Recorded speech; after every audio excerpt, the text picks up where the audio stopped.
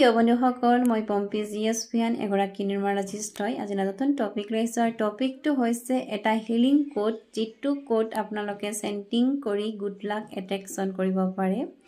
কৰি চাবচোন, নিশ্চয় সুফল পাব।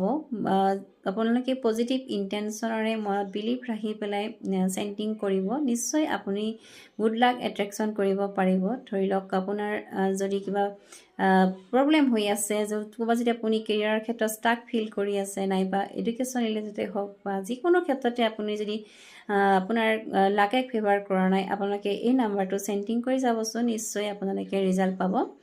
আৰু নাম্বাৰটো হৈছে, যিটো হিলিং কোডৰ কথা কৈছোঁ, সেই নাম্বাৰটো হৈছে 7966471102 7966471102।